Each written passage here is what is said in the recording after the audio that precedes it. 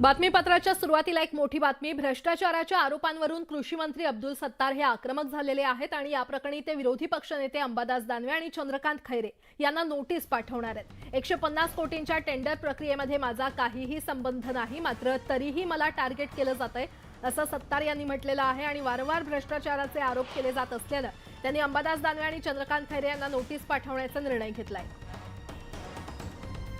अधिक माहिती देत आहेत आमचे प्रतिनिधी सिद्धार्थ गोदाम आपल्यासोबत जोडले गेलेले आहेत। सिद्धार्थ, अंबादास दानवे आणि खैरेंना मंत्री अब्दुल सत्तार हे नोटीस पाठवणार असल्याचं कळतंय, काय अपडेट?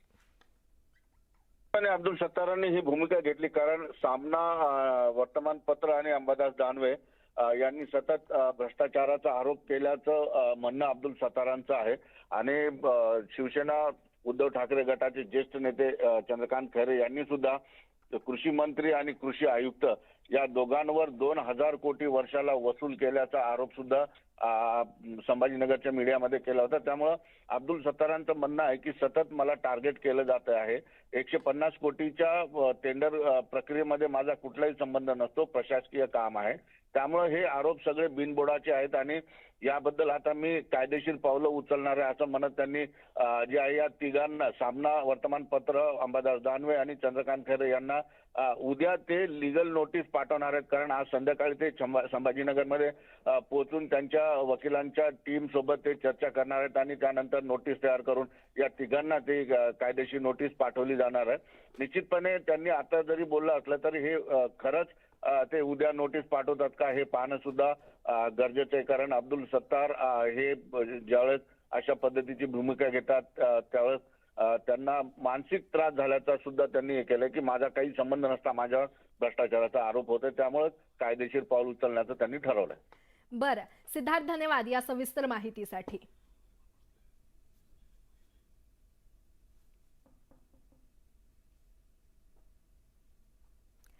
आणि आता एक मोठी बातमी आहे। राजकीय वर्तुळातून काँग्रेसचे निष्कासित नेते आशिष देशमुख यांनी केंद्रीय मंत्री नितीन गडकरी यांची त्यांच्या निवासस्थानी भेट घेतलेली आहे। उद्या नितीन गडकरी यांच्या उपस्थितीमध्ये आशिष देशमुख भाजपमध्ये प्रवेश करणार आहेत।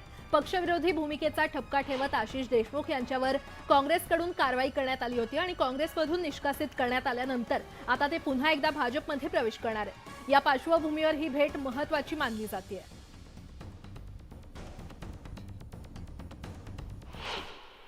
तुम्ही काँग्रेस नेतृत्वावर टीका केली, त्यानंतर तुमचा निष्कासन झालं आणि आता भाजपमध्ये पुनर्प्रवेश करतात, गडकरींची भेट घेतली, काय नेमकी चर्चा झाली? नाही बाबा, सातत्याने माझ्या राजकीय आयुष्यामध्ये गडकरी साहेबांनी अतिशय महत्त्वाचा आणि मोलाचा असा वाटा उचललेला आहे। त्यांचे आशीर्वाद हे सातत्याने मला मिळालेले आहे, ते माझ्यासाठी पितृतुल्य आहे। 2009मध्ये ते महाराष्ट्राचे प्रदेशाध्यक्ष असताना मला त्यांनी निवडणुकीची उमेदवारी दिली, 14मध्ये दिली आणि त्या अनुषंगाने उद्या पुनर्प्रवेश माझा भाजपामध्ये होत असल्यामुळे आणि आमचे त्यांच्याशी असलेले जिव्हाळ्याचे आपुलकीचे संबंध पाहता त्यांचे आशीर्वाद मी आज घेतले। खरं तर तुमचा ॲग्रेसिव्ह स्वभाव आहे, बंडखोर नेते म्हणून तुम्हाला ओळखला जातो। तुम्ही आता श्रद्धासबुरी बोलताय भाजपमध्ये प्रवेशाच्या। मी आता 49मध्ये माझा पदार्पण झाला आहे। अशा याच्यामध्ये आता कुठेतरी संयम राहावा, श्रद्धेने वागावं आणि सबुरीने वागावं ही देखील माझी अंतर्मनातून नक्कीच इच्छा आहे। काटोल आणि सावनेर हे दोन मतदारसंघ असे आहेत जिथे भाजपला अजून जम बसवता आला नाही, तिथे तुमचा चांगला मतदार आहे, एक तुमचा जनसंपर्क आहे, फायदा होईल तुमचा भाजपला त्याचा? बघा, कुठं एका कोण्या विधानसभा किंवा खासदारकीच्या मतदारसंघापुरता विचार न करता विदर्भाचं व्यापक हित साधता यावं, ओबीसींचं कल्याण व्हावं या दृष्टीने मी भाजपामध्ये प्रवेश घेतो आहे। व्हिडिओ जर्नलिस्ट प्रशांत मोहितेसह उदय तिवांडे, न्यूज 18 लोकमत, नागपूर। विधानसभा अध्यक्ष राहुल नार्वेकर यांच्या शासकीय निवासस्थानी डिनर डिप्लोमसी रंगली आणि यावेळी माजी लोकसभा अध्यक्षा मीरा कुमारांसह शिवराज पाटील तसंच काही राज्यांचे विधानसभा अध्यक्ष आणि विधान परिषद सभापती उपस्थित होते। या डिनर डिप्लोमसीमध्ये संसदीय आयुधांच्या वापरावर चर्चा झाल्याची सूत्रांकडून माहिती मिळाली आहे। अनेक राज्यांचे पीठासीन अधिकारी काल माझ्या निवासस्थानी या स्नेहभोजनासाठी उपस्थित होते। सकारात्मक चर्चा झाली, संविधानातील अनेक तरतुदी आहेत त्यावरती चर्चा झाली। एकूण पार्लमेंटरी प्रोसेस किंवा लेजिस्लेटिव्ह प्रोसेस हा कसा अजून विकसित करावा, कसे चांगले आपण आयुध इंट्रोड्यूस करावी आणि जी आयुध आहेत त्याचा कसा पुरेपूर वापर करावा या संदर्भात सकारात्मक चर्चा झाली. राज्यातील वाढत्या हिंसाचाराच्या घटनांमुळे सत्ताधारी आता सावध झालेले आहेत. राज्यात गोवंश हत्याबंदी कायद्याची कठोर अंमलबजावणी करावी असे आदेश राहुल नार्वेकरांनी पोलीस महासंचालकांना दिलेत. महिन्याभरात झालेल्या घटना पाहता अध्यक्षांनी पोलीस महासंचालकांना हे निर्देश दिलेले आहेत. तर मालेगाव, अहमदनगर, छत्रपती संभाजीनगर, सातारा, धाराशिव, धुळे आणि सोलापूर या जिल्ह्यांमध्ये काटेकोर अंमलबजावणीचे आदेश देखील देण्यात आलेले आहेत. बकरी ईदच्या दरम्यान आपल्या सर्वांनाच माहिती आहे की राज्यात गौवंश हत्या बंदी आहे आणि असं असताना माझ्याकडे अनेक तक्रारी आल्या, काही संघटनांच्या तक्रारी आल्या की बकरी ईदच्या दरम्यान मोठ्या प्रमाणात गौवंश हत्या होते. या संदर्भातली शहानिशा करण्यासाठी आणि योग्य ती खबरदारी घेण्यासाठी मी पोलीस महासंचालकांना या संदर्भातलं पत्र पाठवलेलं आहे आणि त्यांच्याकडनं योग्य ती उपाययोजना होऊन शासन निश्चितपणे गौवंश हत्या होणार नाही या संदर्भातली कारवाई करेल. बोगस बियाणे विक्री प्रकरणी मोठी कारवाई समोर आलेली आहे. कृषी विभागानं बोगस बियाण्यांची विक्री करणाऱ्यांवर कारवाईचा बडगा उगारत आतापर्यंत 4 कोटी रुपयांचे 274 मेट्रिक बियाणे जप्त केलेत. आतापर्यंत 194 दुकानदारांचे विक्री परवाने रद्द करण्यात आले असून 153 रुपये बियाणे दुकानदारांची दप्तर तपासणी सध्या सुरू आहे आणि अवैध बियाणे विक्री प्रकरणी कृषी विभागाकडून 181 केसेस दाखल करण्यात आल्याची माहिती राज्याचे कृषी आयुक्त सुनील चव्हाण यांनी न्यूज 18 लोकमतला दिली आहे.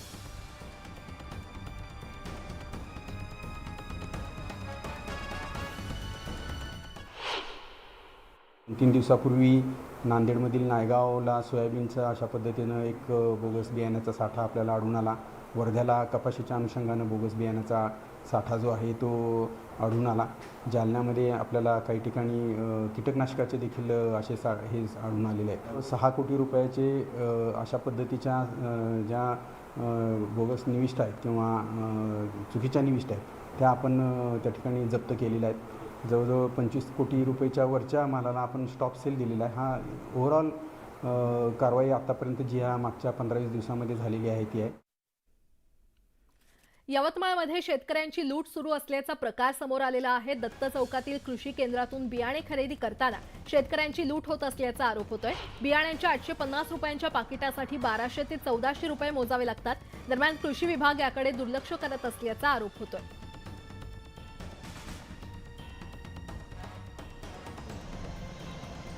पैसे केव्हा द्यायला औषध येईन तेव्हा आपली पंचायत सर्वच. आजी माजी महसूल मंत्र्यांनी प्रतिष्ठेची केलेल्या नगरमधील गणेशनगर सहकारी साखर कारखान्यासाठी आज मतदान होते आणि विखे पाटलांची सत्ता असलेल्या या साखर कारखान्यात यावेळी बाळासाहेब थोरातांनी विखेंना आव्हान दिलंय. तर हे भाजपच्या कोल्हे गटानं देखील थोरातांना साथ दिली आहे आणि त्यामुळे या साखर कारखान्यावर कुणाची सत्ता येणार याकडे सगळ्यांचं लक्ष लागलंय. या संदर्भातला आढावा घेतलाय आमचे प्रतिनिधी हरीश डिमोटे यांनी. आजी माजी महसूल मंत्र्यांनी प्रतिष्ठेच्या केलेल्या गणेशनगर सहकारी साखर कारखान्यासाठी आज मतदान प्रक्रिया पार पडते आहे. राधाकृष्ण विखे पाटील यांच्या मतदारसंघात असलेल्या आणि त्यांची सत्ता असलेल्या गणेशनगर साखर कारखान्याच्यासाठी आज मतदान होत आहे. मी आता राहाता तालुक्यातील वाकडी या गावामध्ये आहे आणि सकाळपासून मतदान सुरू झालेलं आहे आणि मतदार घराबाहेर पडत आहेत आणि आपलं जे मतदान आहे ते करताना दिसत आहेत. जवळपास 8,500 मतदार या साखर कारखान्याचे आहेत आणि ते मतदान कुणाला करणार हे आज स्पष्ट होणार आहे. सकाळपासून मतदान प्रक्रियेला सुरुवात झालेली आहे. 5 वाजेपर्यंत मतदान होणार आहे. गेल्या काही दिवसांपासून आजी माजी महसूल मंत्री स्वतः या निवडणुकीसाठी रणांगणात उतरलेले दिसत होते आणि हा साखर कारखाना ताब्यात घेण्यासाठी त्यांनी अनेक सभा देखील घेतल्या. त्यामुळं राधाकृष्ण विखे पाटील यांची सत्ता या साखर कारखान्यामध्ये आहे आणि यावेळी थोरातांनी त्यांना आव्हान दिलेलं आहे आणि भाजपच्या कोल्हे गटानं थोरातांना साथ दिलेली आहे. त्यामुळं हा साखर कारखाना आता राधाकृष्ण विखे पाटील यांच्या ताब्यात राहणार की बाळासाहेब थोरातांच्या ताब्यात जाणार हे 19 तारखेला स्पष्ट होणार आहे. हरीश देमोटे, न्यूज 18 लोकमत, अहमदनगर. तिकडे कल्याणमध्ये डॉक्टर श्रीकांत शिंदे बोलतायत. थेट जाऊयात.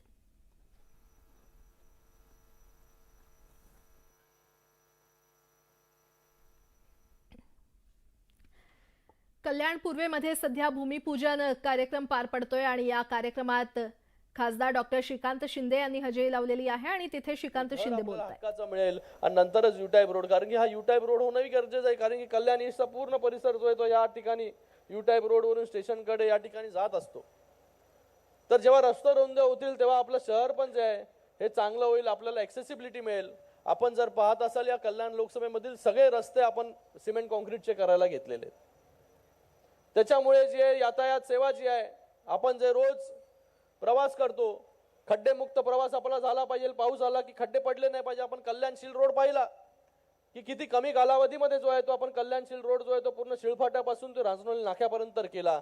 आणि आज त्याच कल्याणशील रोडवरती जो आहे तो आपण एलिव्हेटेड मार्ग करतोय, म्हणजे डबल डेकर. जसं नागपूरमध्ये गडकरीजींनी केलं तसं आपण या ठिकाणी करतोय की एक फ्लायओव्हर असणार, त्याच्यावरून गाड्या जाणार आणि त्याच्यावरती मेट्रो जी आहे ही त्या ठिकाणी तळोजापर्यंत जाणार. तर हे सगळं पुढचे अनेक वर्षाचं विजन पुढे ठेवून जे आहे ते आपण या कल्याण लोकसभेचा सर्वांगीण विकास कसा होईल ह्याच्यासाठी आपण पाठपुरावा करतोय. सगळे लोकप्रतिनिधी आहेत या ठिकाणी, आमदार साहेब आहेत, तेही सारखा पत्रव्यवहार करत असतात. त्यांनी सांगितलं आता की आपल्याला जो आहे या ठिकाणी निधीचा विषय जो आहे की अगोदर आपण निधी मागितला होता, पण आपल्याला मी सांगू इच्छितो की आज जेवढा निधी या ठिकाणी लागेल कल्याण पूर्वमध्ये सिमेंट कॉन्क्रीटचे रस्ते करण्यासाठी किंवा कुठलीही वास्तू उभी करण्यासाठी, त्याच्यासाठी जे आहे सरकारच्या माध्यमाने जे आहे हे पूर्ण निधी जो आहे तो त्या ठिकाणी दिला जाणार आहे. कारण की हा जो भाग आहे हा कल्याण पूर्व, अंबरनाथ, उल्हासनगर, अगोदर लोकांना, मुंबईच्या लोकांना वाटायचं अरे मुंबई कल्याणला जायचं म्हणजे आता कुठं जायचं, गावाला जायचं, बरोबर ना, अशीच परिस्थिती होती. पण आज आपल्या कल्याणमध्ये मोठी मोठी गृहसंकुलं आली, मोठे मोठे बिल्डर आले, रुनवाल असेल, लोढा असेल, मोठे मोठे बिल्डर या ठिकाणी, वेस्टमध्ये पण मोठे बिल्डर या ठिकाणी आले. लोकांना कमी किमतीमध्ये घरं आणि त्याचबरोबर इन्फ्रास्ट्रक्चर देखील मिळायला लागलं. म्हणूनच लोक आली ना या ठिकाणी. आपण विकास करत नसतो तर या ठिकाणी लोक आली असती का? आज लोकांना, आज मी मुंबईमध्ये फिरतोय, मुंबईमध्ये अशी परिस्थिती आहे की लोकांना या घरांमुळे, रिडेव्हलपमेंटच्या विषयांमुळे अनेक वर्ष जे काय आहेत भेगर राहावं लागतं आणि ते लोक देखील आपल्याकडे या ठिकाणी येत आहेत. कारण की या ठिकाणी आता इन्फ्रास्ट्रक्चर, जी कनेक्टिव्हिटी आपण करतोय, म्हणजे मेट्रो करतोय, कल्याणशील रोड केला आपण, आता तो फ्रीवे करतोय, बोगदा म्हणजे काटईवरून थेट ऐरोली असा मोठा बोगदा आपण करतोय. तो बोगदा आता मे मध्ये जो आहे त्याचा फर्स्ट फेज जे आहे ते मुंब्रापर्यंत, म्हणजे त्या वाई जंक्शन पर्यंत सुरू होईल. म्हणजे थेट जर नवी मुंबईला जायचं असेल, मुंबईला जायचं असेल तर आपण तो मार्ग जो आहे तो त्या ठिकाणी घेऊ शकतो. तर असे विकासाची कामं जी आहेत या ठिकाणी आपण करतोय. येणाऱ्या काळामध्ये अजून जितका निधी या ठिकाणी लागेल तो निधी देण्याचं काम जे आहे ते माननीय मुख्यमंत्री असतील, उपमुख्यमंत्री महोदय असतील, हे करतील. आपण या कल्याण पूर्वेमध्ये, या कल्याण पूर्वेमध्ये आपण बाबासाहेब आंबेडकरांचं स्मारक त्या ठिकाणी करतोय. मोठं स्मारकाचं काम त्या ठिकाणी चालू आहे.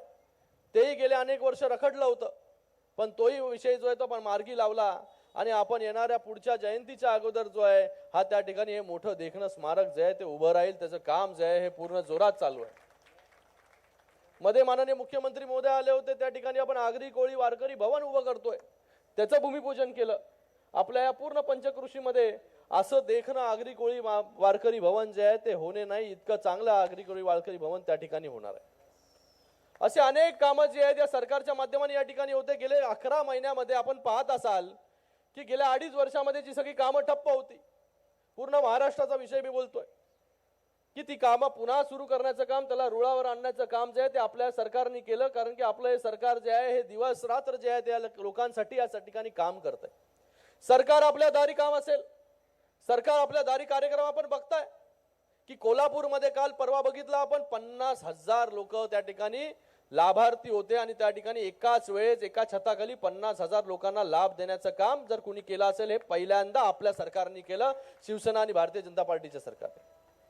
पालघरलाही कार्यक्रम झाला, त्याही ठिकाणी 30,000 35,000 लोक त्या ठिकाणी लाभार्थी जमा झाले होते. आपण लाभार्थ्यांपर्यंत जातोय.